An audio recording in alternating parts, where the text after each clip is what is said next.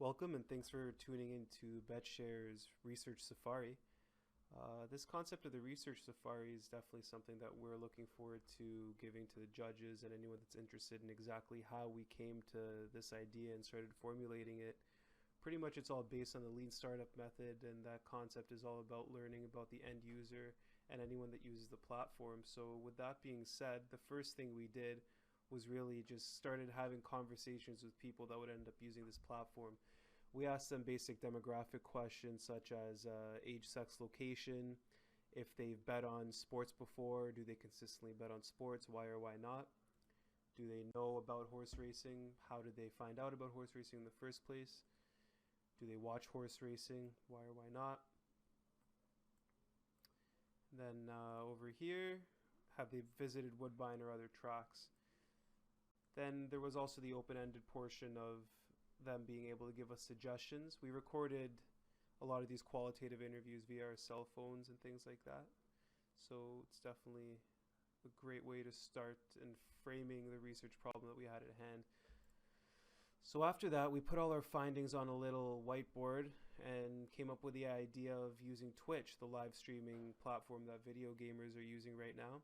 So once we started doing that, we looked into a couple of analog Twitch channels that focus on gambling, such as Casino Dad. You can see here Poker Staples, Poker Stars currently has a Twitch channel as well right now. And then we saw exactly what they were doing, how long they've been streaming for, how many weeks they've been active, how many videos they post a week. An interesting thing we saw here was that most of the people that we had at least posted 3 times a week, which is every other day. And on average, these people got 15,000 views per week. So then we started delving into the actual hardcore academic research. Shout out to the mentors at the iBoost who definitely brought us along on this excellent academic journey. From here, what we did was pretty much try to get into the academic mindset and really see exactly what research is showing about esports. The mind of the streamer is very intricate and complex. We really wanted to get right in there, see what they were thinking, what they were feeling, and this was definitely a great way to start framing our research problems. So after seeing other people's surveys, we started looking at developing our own survey, something very rudimentary, just age, sex, location again over here. Over here. Have you placed a bet on a sports game in the last 3 months? Do you currently play esports or do you game online?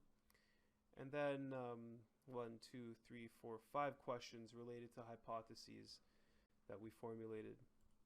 Those hypotheses were: 1, if live streaming addresses the lack of confidence to bet on sports; 2, a point system addresses the lack of confidence to bet the funds that you don't have on sports; 3, being on a leaderboard increases the probability of you continually using the platform; 4, being a bet streamer increases the probability of continuing to use the platform; and then 5, watching bet streams, betting for points, redeeming points, being on the leaderboard, becoming a bet streamer are key drivers for non-bettors to join bet streams. So this is pretty much related to new user acquisition.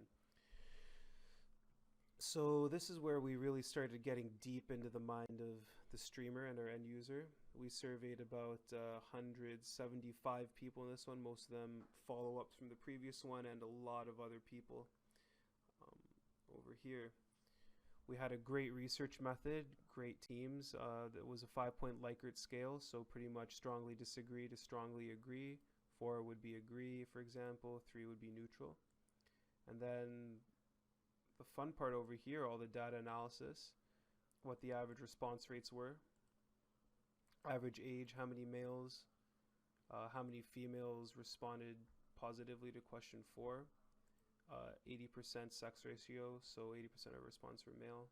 Alright, so sure, we made all these pie charts and histograms over here, but what exactly do they mean? What's the significance to Woodbine and what's the significance to our project BetShare? This right here is the crux of our entire hypothesis, the fact that people even want to bet with someone that knows more than them or has a higher win rate than them. As you can see, people that played esports are more likely to bet with someone who is more experienced than them or has a higher win rate than people that didn't play esports. There's already a secondary evidence in the financial industry. For example, if You give 100 grand to your mutual fund advisor. He makes your picks for you, and he gets a little bit of a commission or profit sharing, whatever you want to call it. Here's a nice histogram showing exactly how many people responded in each category. It's nice to see that 68 people agreed with that statement, and 33 strongly agreed, and no one strongly disagreed, which definitely shows we're going in the right direction. People that placed a bet in the past 3 months self-identify as gamblers by our definition. 3 months is an arbitrary number, but that just kind of separates our hardcore gamblers or gamers from the people that don't really have too much of a strong interest in gambling or gaming. Another interesting hypothesis we delved deeper into was the fact that before people were offered a reward, if they were onboarded with just a stringent point system that wasn't attached to anything tangible, they were not as interested as they would have been after we mentioned the fact that there would be rewards for their points. Rewards could be anything from being able to go to a concert, being able to visit Woodbine, having a night out with your friends, things like that. We started using YouTube to transfer our content to our users and let people consume it in an easily digestible manner. Once we started the YouTube channel and started posting things on there, we developed a truly thorough method of proving our hypotheses or disproving. So over here you can see that we have a geographic range of where our viewers were. The sex ratio again over here. How they got to our YouTube channel, and also playback locations. We soon realized that we were actually hitting the nail on the head in terms of who we were targeting, the people that would end up using our BetShare platform. 25 to 34-year-olds, they were the ones that were mostly watching our videos. Over here, 66% of the people that watch our videos were within the target demographic. 18 to 24-year-olds were also a large portion of our viewers. And finally, how we started learning about exactly what our people wanted. 245 views. At first we posted a 4-minute and 23-second video. We soon realized that the average watch time for these videos was 33 seconds. So we started shifting and pivoting towards shorter videos, and we just kept pumping them out 2-3 times a week. And that's how we got 245 views. Thank you very much for tuning into the Research Safari. If you have any questions, please feel free to contact us.